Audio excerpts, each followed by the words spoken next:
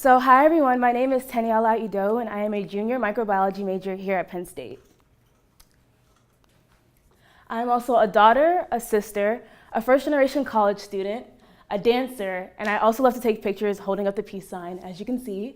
Aside from that, I love to try new things such as whitewater rafting, camping, and hiking. So I know you're probably wondering, why am I here even talking to you right now? But I'm here to share a bit about my journey in science because I believe there's a lot that you can learn from hearing about another person's experience. So let's get started.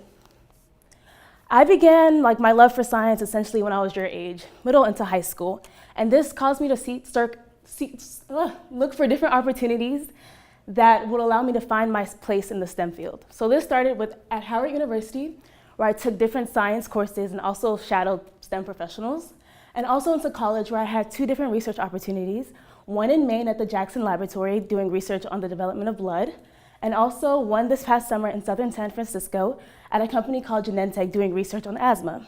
So these 3 opportunities taught me 2 things. One, that you can get paid for a lot of different things in science, especially from a young age, because I was only probably 14 in that first picture.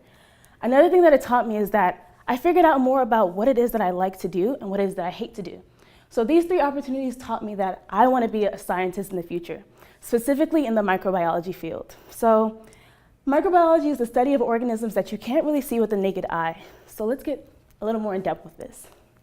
How many of you have heard of germs or bacteria? I figured they're everywhere, they get into our bodies, we get sick and we get irritated. And a big issue in the science community is that these germs are now becoming resistant to a lot of the medications that we thought were able to treat them.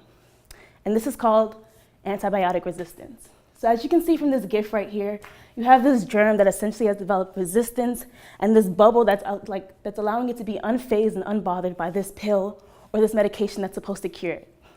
So as women trying to go into the STEM field, something that you have to learn is resistance.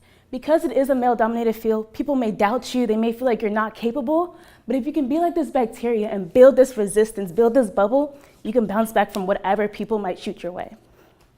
So how can you build resistance? I have 3 keys for you.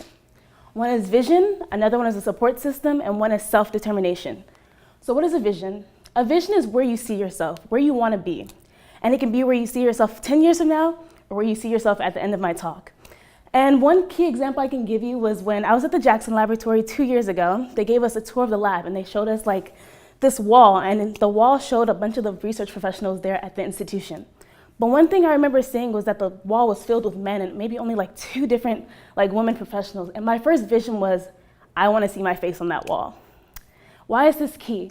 Having a vision is having motivation, and it's a tool that you can use in order to challenge you and to keep you going when things get tough. Another thing that's interesting is that a vision can change.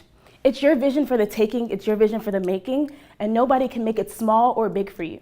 It's up for you to make it as big as you want it, as small as you want it, but always remember that nobody can put any limits on your vision.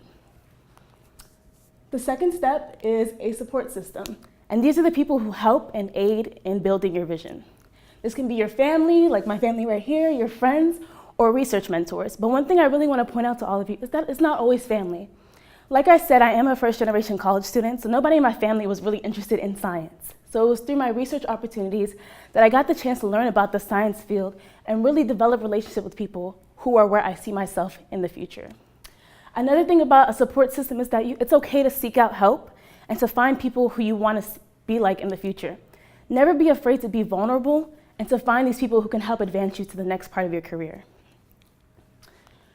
And the last key, and one of the most important things, is self-determination. You can't do anything without having your own will and drive to succeed.